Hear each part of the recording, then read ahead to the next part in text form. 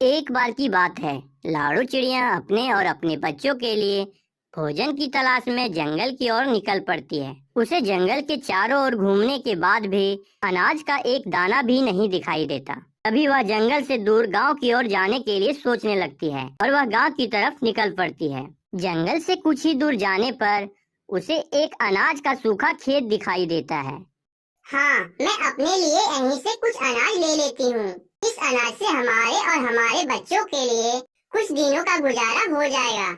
इतना बोलकर लाड़ू चिड़िया अपने पैरों में अनाज दबाकर उड़ पड़ती है और अपने घर की ओर जाने लगती है। जंगल में कुछ ही दूर जाने पर बहुत तेज हवाएं चलने लगती है और आसमान भी गरजने लगा। अरे, लगता है थोड़ी ही देर में बहुत तेज बारिश होने वाली है। मुझे जल्दी से घर जाना होगा। बच्चे घर पर मेरी राह देख रहे होंगे। तेज हवा में ही लाड़ू चिड़िया अपनी घर की ओर जाने लगी। लाड़ू को तेज हवा के चलते उड़ने में बहुत ज्यादा दिक्कत हो रही थी, लेकिन उसे अपने बच्चों के पास भी जाना था।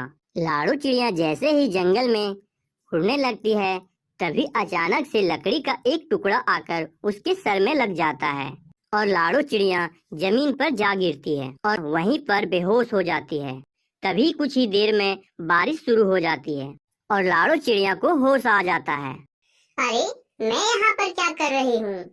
लाड़ू चिड़िया की याददाश्त खो जाती है और तभी वो पेड़ की एक डाल पर जाकर बैठ जाती है और उधर लाड़ू चिड़िया के बच्चे बहुत ज्यादा डरे हुए थे।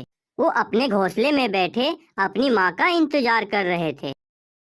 तभी दो शिकारी पंछी वहाँ पर आ जाते हैं। अरे, मुझे यहीं कहीं से चिड़िया के बच्चों की खुशबू आ रही है। लगता है इस तेज बारिश में हमें चिड़िया के बच्चे खाने को मिलेंगे। चलो उन्हें ढूंढते हैं। इधर लाड़ू चिड़िया बारिश में भीग रही थी और उसे कुछ समझ में नहीं आ रहा था। लाड़ू चिड़िया जहाँ बैठी थी उसी डाल पर हरी तोती का घोंसला था। तभी हरी तोती उस चिड़िया को देख लेती है और हरी तोती को ये एहसास हो जाता है कि उस चिड़िया को कोई न कोई दिक्कत है। हरी तोती अपनी खिड़की से लाड़ू चिड़िया को देख रही थी। वह देखती है कि लाड़ू चिड़िया वहाँ बहुत देरों से बैठी हुई है। तभी हरी तोती अपने घर का दरवाजा खोलती है। अरे चिड़िया बहन, तुम भीग क्यों रही हो? चलो अंदर आ जाओ। तभी लाड़ू चिड़िया घोंसले के अंदर आ जाती है और वो अपना नाम भी भूल चुकी थी।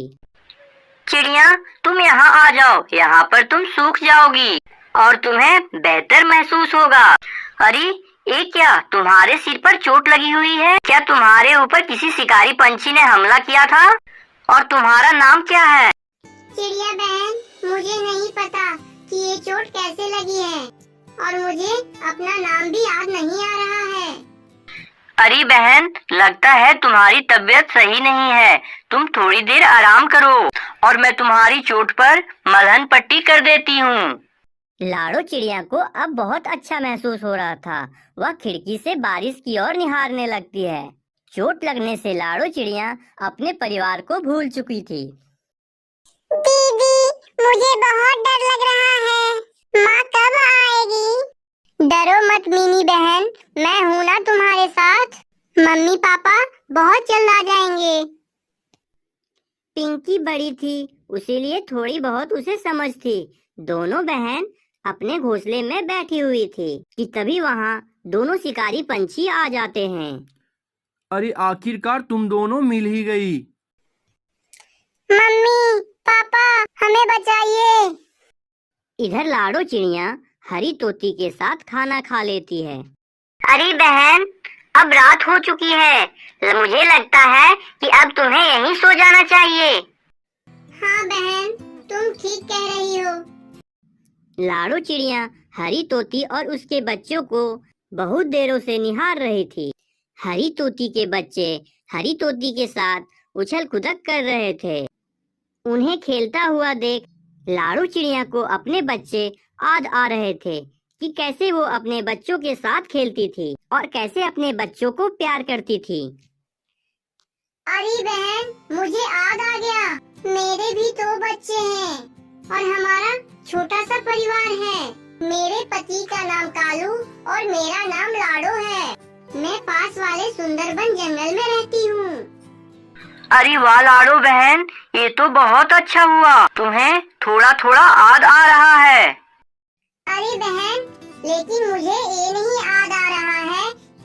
सुंदर बन के जंगलों में कहाँ रहती हूँ। मुझे अपने बच्चों की बहुत याद आ रही है। कहीं मेरे बच्चे मुसीबत में तो नहीं होंगे ना?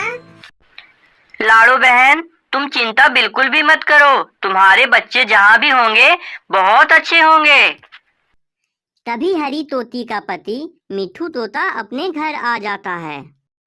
अरे ये चिड़िया कौन है? ये तो अपने जंगल की नहीं दिख रही है। अजी, ये तो अपने पास वाले जंगल सुंदरबन की है। सिर पर चोट लगने की वजह से ये अपनी याददाश्त खो चुकी थी, लेकिन थोड़ी देर पहले इसे सब याद आ गया है। इसका नाम लाडो और इसके पति का नाम कालू है। ये अपने 2 बेटियों के साथ सुंदरबन जंगल में रहती है, लेकिन हमें इसका घोंसला ढूंढना होगा और इसके परिवार से इसे मिलाना होगा। तुम चिंता मत करो बहन, मैं तुम्हारे परिवार की खोज करता हूँ।